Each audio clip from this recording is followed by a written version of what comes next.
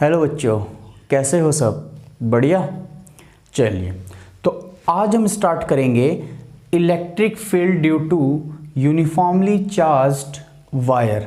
अब पहले हम कंसिडर करेंगे थिन वायर और फिर कंसिडर करेंगे थिक वायर और फिर अलग अलग पॉइंट पे क्या निकालेंगे, इलेक्ट्रिक फील्ड को हम क्या करेंगे, फाइंड आउट करेंगे। ठीक है, चलो स्टार्ट करते हैं। आ जाओ, सबसे पहले बात करते हैं थिन वायर के केस में। ठीक है, यूनिफॉर्मली चार्ज्ड थिन वायर।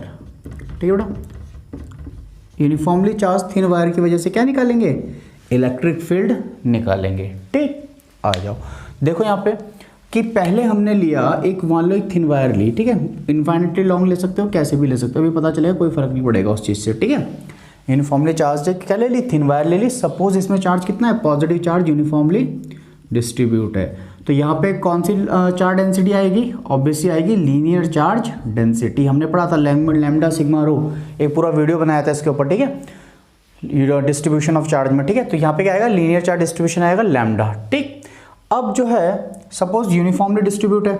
अब सपोज करें कि हमें यहाँ पे एक पॉइंट बोला पी पॉइंट, और इस पी पॉइंट पे हमें क्या निकालनी है, इलेक्ट्रिक फील्ड निकालनी है इस वायर की वजह से।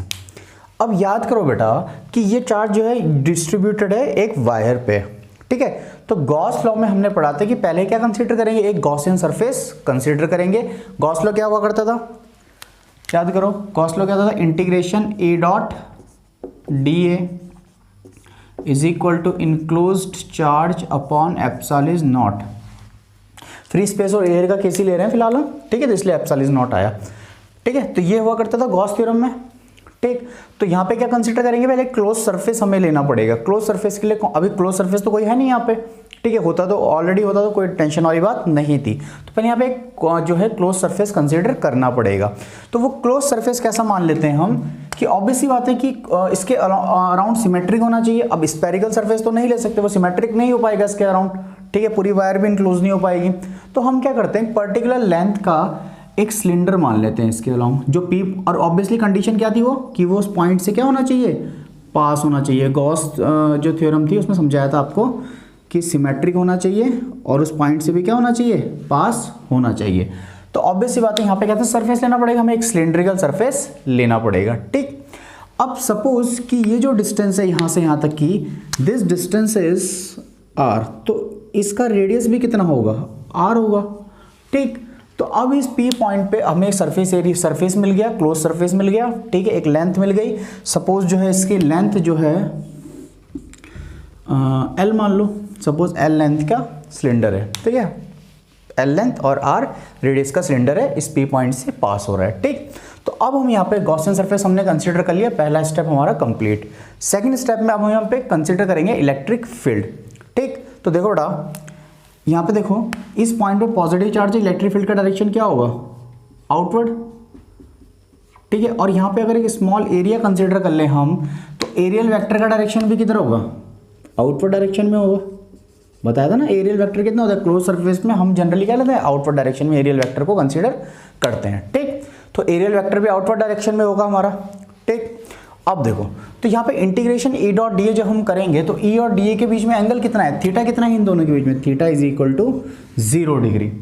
ठीक, तो देखो ध्यान से बेटा, ये हो जाएगा integration E D A cos theta, E D A cos theta यानी कॉस 0 हो जाएगा। ठीक, क्यू इनक्लोज्ड, कितना चार्ज इनक्लोज्ड होगा इस लेंथ में, तो चार्ज पर यूनिट लेंथ कितना है, यहाँ पे लैम्डा है, तो क्यू इनक्लोज्ड क्या हो जाएगा, charge per unit length multiply by length, that is lambda into L हो जाएगा। ठीक, तो इनक्लोज चार्ज हो जाएगा हमारे पास लैम्डा इंटू एल। चार्ज पर, लैम्डा क्या होता है, charge per unit length multiply by length, जो हमारे पास ये आई, तो हमें क्या मिल जाएगा, इस सिलेंडर के अंदर कितना इनक्लोज्ड चार्ज है, डिवाइडेड बाय एप्सिलॉन नॉट, ये हमारे पास आ गया।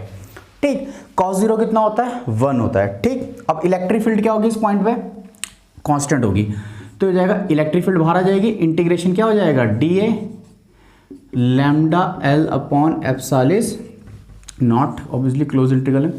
अब जो है सरफेस एरिया कितना होता है, अब यही वाला सरफेस एरिया लेंगे ना बेटा, जिसमें इलेक्ट्रिक फील्ड हम जिसके कंसीडर कर रहे हैं। ठीक है, तो सरफेस एरिया कितना होता है इसका, सिलेंडर का, ये होता है 2 pi r l, 2 pi r l, ठीक है, 2 पाई आर इंटू लेंथ, ठीक, multiply by is equal to sorry lambda l upon epsilon is naught, length से length cancel out, electric field जो हमें मिली थिन वायर की वजह से वो मिली lambda upon 2 pi epsilon is naught are. तो this is the electric field at a point at a distance r due to a uniformly charged thin wire. अब यहाँ पे देखो ये किस किस चीज़ पे डिपेंड कर रही है, ये डिपेंड कर रहा है लैम्डा पे, it means lambda is charge per unit length, total length ले लो इसको, charge per unit length, distance, कितनी डिस्टेंस पे हम इलेक्ट्रिक फील्ड निकाल रहे हैं, ठीक है, और मीडियम पे डिपेंड कर रहा है। ये टोटल वायर की लेंथ पे डिपेंड नहीं कर रहा, मतलब टोटल लेंथ जो वायर की मान लो है कुछ भी है, कैपिटल एल है, इनफाइनाइट लेंथ है, उस चीज़ पे डिपेंड नहीं कर रहा है, बस डिपेंड किस पे कर रहा है, यूनिट लेंथ पे कितना चार्ज डिस्ट्रीब्यूट है, लीनियर चार्ज डेंसिटी पे डिपेंड कर रहा है, ठीक है।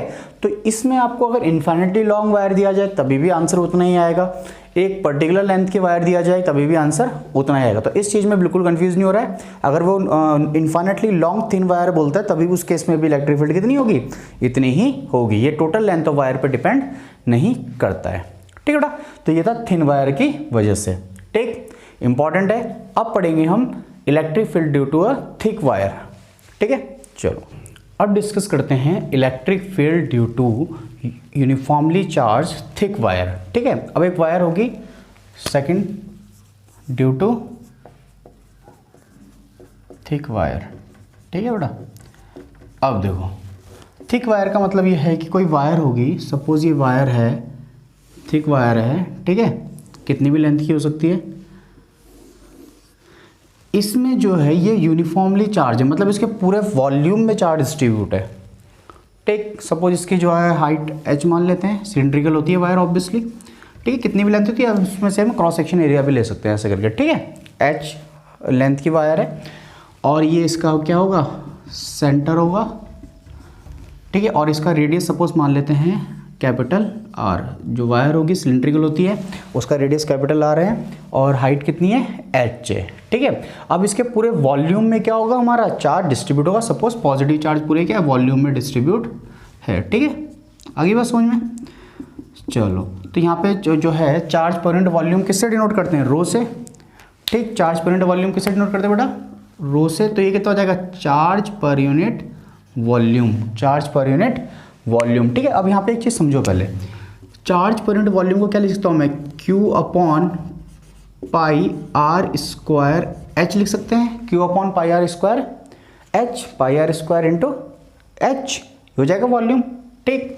अब यहाँ पे देखो बेटा Q अपॉन H को अगर मैं अलग लिख के multiply by 1 upon pi are square इसमें ऐसा आ जाएगा, तो Q अपॉन क्या H क्या होगा, charge per unit length, H क्या इसकी लेंथ है, तो इसकी जगह पे हम लिख सकते हैं लैम्डा। तो हमारे पास एक रिलेशन आ गया यहाँ पे, rho is equal to lambda upon pi are square, इसको हम यूज़ कर सकते हैं इसमें चाहे तो कभी भी, ठीक है।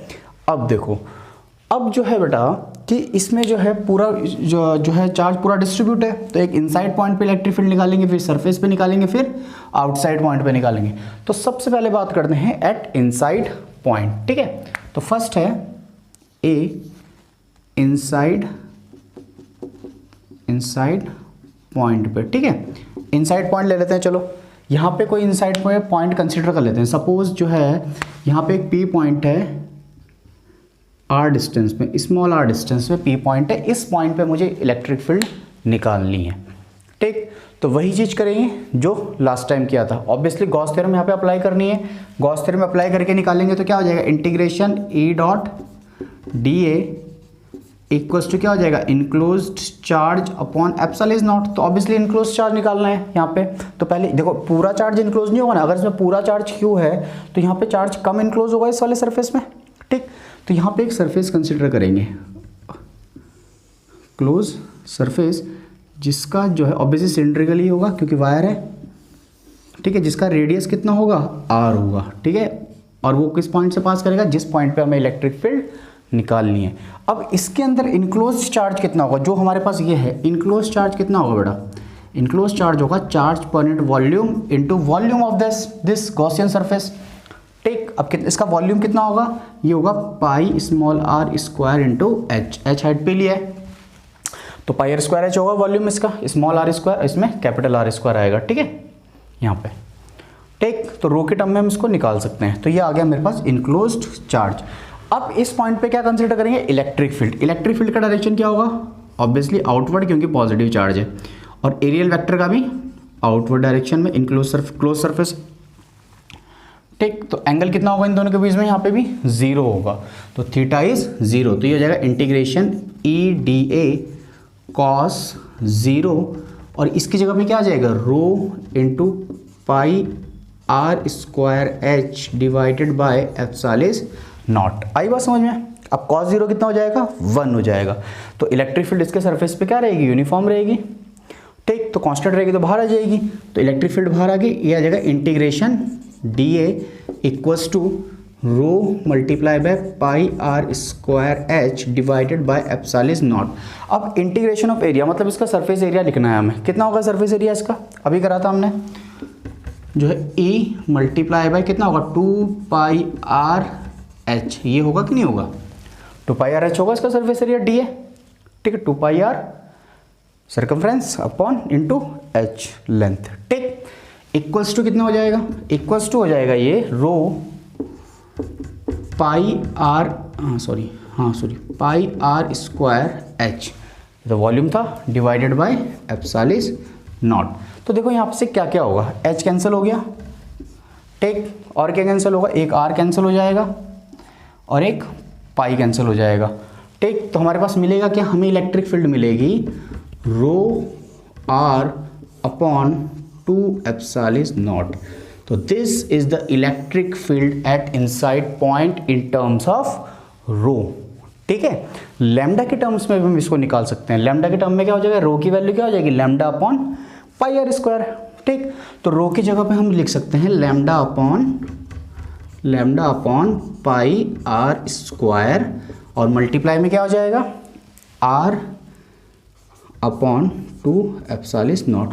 तो ये इलेक्ट्रिक फील्ड आ जाएगी in terms of lambda R upon pi are square 2 epsilon naught, ठीक है। तो न्यूमेरिकल में आपको रो के टर्म्स में दिया हो सकता है, लैम्डा के टर्म्स में दिया हो सकता है, आप दोनों तरीके से इसको फाइंड आउट कर सकते हैं इस रिलेशन की हेल्प से, ठीक है बेटा। तो अभी हम जो है इस रिलेशन को नोट कर रखें, क्योंकि लास्ट में हमने क्या ड्रॉ करने हैं, ग्राफ ड्रॉ करने हैं, ठीक है। तो इसको बोल देंगे इनसाइड पॉइंट। तो इनसाइड पॉइंट पे इसको 1 मान लेते हैं, इलेक्ट्रिक फील्ड एट 1 पॉइंट, ठीक है। कितनी इलेक्ट्रिक फील्ड आई, रो आर अपॉन जो है 2 एप्सिलॉन नॉट, ठीक। अभी इससे क्या ड्रॉ करेंगे, ग्राफ ड्रॉ करेंगे, ठीक है बेटा। अब निकालेंगे ऑन दी सरफेस, ठीक। चलो अब इसी डायग्राम में ऑन द सरफेस भी हम देख लेते हैं। तो ऑन द सरफेस के केस में जो हमारा गॉसियन सरफेस का पॉइंट होगा वो कहाँ चला जाएगा, यहाँ चला जाएगा पी पॉइंट, इसको फर्स्ट पॉइंट मान लेते हैं, इसको second point, this is on the surface. तो अब जो है स्मॉल आर की वैल्यू क्या हो जाएगी, कैपिटल आर के बराबर हो जाएगी on the surface. Small R किसके बराबर हो जाएगा, कैपिटल आर के बराबर हो जाएगा, ठीक है। तो देखो बेटा बी है हमारा ऑन सरफेस, तो ऑब्वियसली ऑन सरफेस का मतलब क्या है कि जो गॉसियन सरफेस का रेडियस होगा वो हमारी जो सिलिंड्रिकल वायर है उसके रेडियस के बराबर हो जाएगा। तो ऑब्वियसली अब इनक्लोज चार्ज, पूरा का पूरा चार्ज इनक्लोज हो गया, तो इनक्लोज चार्ज कितना होगा हमारे पास, ये होगा जो है charge per unit volume into इसका वॉल्यूम, जितना हमने कंसिडर किया है हाइट के साथ उसको, ठीक है। तो हो जाएगा pi capital R square H, capital R हो जाएगा ना इसका रेडियस, ठीक है। तो ये आ जाएगा इनक्लोज्ड, ठीक। अब यहाँ पे भी इलेक्ट्रिक फील्ड का डायरेक्शन क्या होगा, ऐसे आउटवर्ड, और एरियल वेक्टर भी उधर ही की तरफ, ठीक है।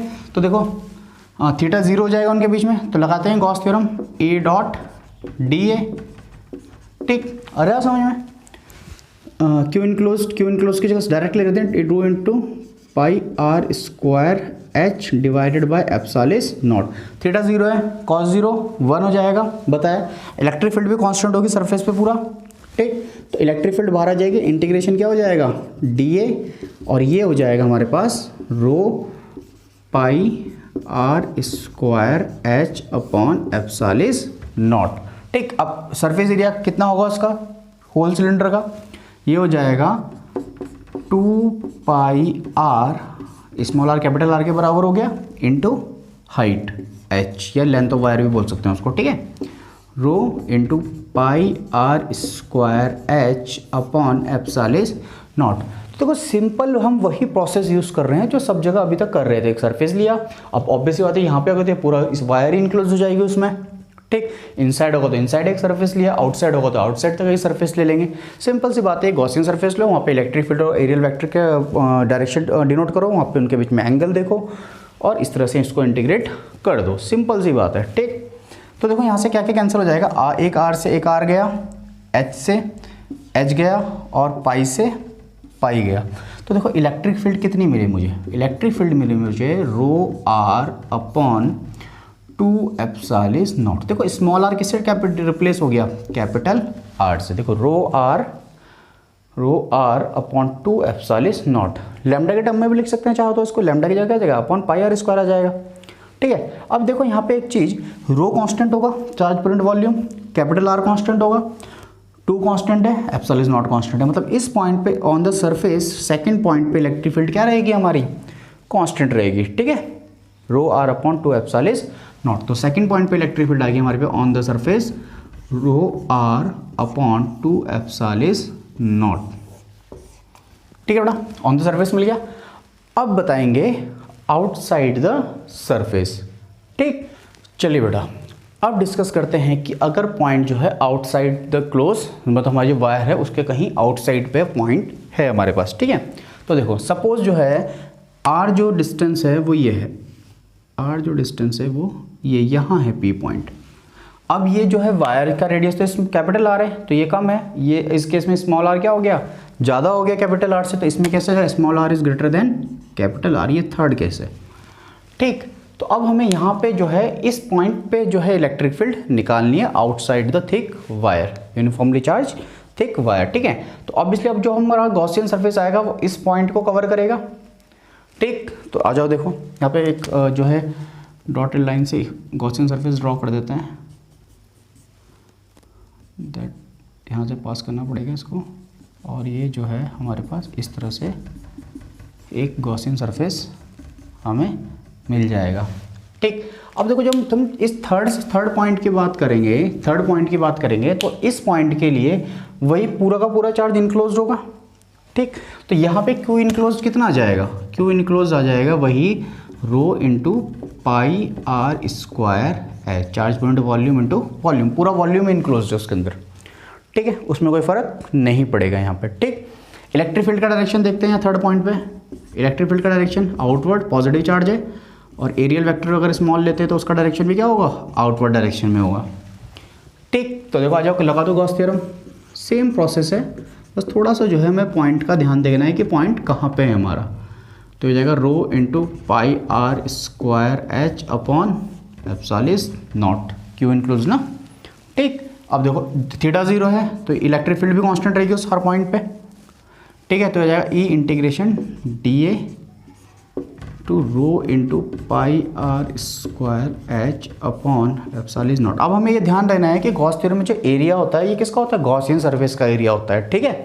तो हमें गॉसियन सरफेस का एरिया लेना है, तो कितना हो जाएगा यहाँ पे, ये हो जाएगा 2 पाई आर एच, आर है ना उसका रेडियस, गॉसियन सरफेस का रेडियस कितना है, स्मॉल आर है, तो ये हो जाएगा 2 pi R H rho pi are square H upon epsilon not.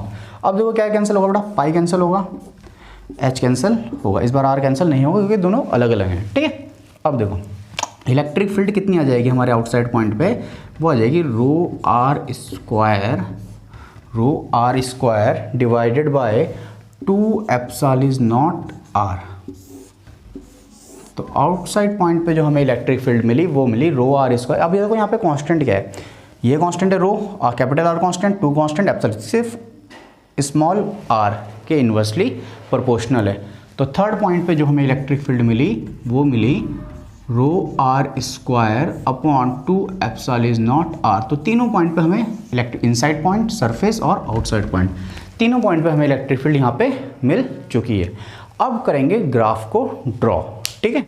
चलो बेटा अब अगर हमें एग्जाम में पूछा जाए कि भाई जो इलेक्ट्रिक फील्ड है यूनिफॉर्मली चार्ज थिक वायर की वजह से, उसमें ग्राफ ड्रॉ करो कि डिस्टेंस के साथ इलेक्ट्रिक फील्ड किस तरह से वेरी कर रही है, ठीक है। तो ऑब्वियसली ग्राफ किस किस के बीच में होगा, ग्राफ होगा ये इलेक्ट्रिक फील्ड के बीच में, और कौन सी डिस्टेंस वेरी कर रही है, स्मॉल आर को माना है ना वेरी कर रही है, वो वेरी कर रही है, ठीक है। अब यहाँ पे कहीं पे वो सरफेस पे होगा तो यहाँ पे स्मॉल आर इजिकल टू क्या हो जाएगा, कैपिटल आर ही हो जाएगा ऑन द सरफेस। अब ऑन द सरफेस हमारी इलेक्ट्रिक फील्ड कितनी है, rho R upon 2 epsilon naught, तो ये होगी हमारी maximum electric field E2 rho R upon 2 epsilon naught, ये हो जाएगी ऑन दी सरफेस, ये पॉइंट, ठीक है बेटा। आगे बात समझ में। चलो अब जो है अगर हम इनसाइड पॉइंट पे देखें ध्यान से, तो इनसाइड पॉइंट पे इलेक्ट्रिक फील्ड E1 देखो rho constant 2 constant epsilon naught कॉट, E1 is directly proportional to क्या है, R है, E1 directly proportional to R है। इसका मतलब इनसाइड R से जब रेडियस कम होगा तो ये डायरेक्टली प्रोपोर्शनल है, मतलब क्या बनेगी हमारी straight line, electric field directly proportional to R। ये कौन सा डिस्टेंस हो गया हमारा, इनसाइड पॉइंट, ठीक है। अब आउटसाइड में देखो यहाँ पे तो कॉन्स्टेंट हो जाएगी ना रो आर अपॉन 2 एप्सिलॉन नॉट, ये सरफेस पे आ गई, ये क्या हो जाएगा ऑन सरफेस, ठीक। और आउटसाइड पे देखो इनवर्सली प्रोपोर्शनल टू आर, यानी आउटसाइड में इनवर्सली प्रोपोर्शनल का रिलेशन कैसे बनता है, ऐसे बनता है कर्व, तो ये हो जाएगा इनवर्सली प्रोपोर्शनल टू आर, ठीक है, इनवर्सली प्रोपोर्शनल टू आर। तो इस तरह से हम इसका ग्राफ को प्लॉट कर सकते हैं, ठीक है बेटा। ये आपके पूछ लिया जाता है कई एग्जाम्स में, ठीक है, एनसीईआरटी में नहीं है लेकिन काफ़ी एग्जाम्स में क्या करता है, ये पूछ लिया जाता है।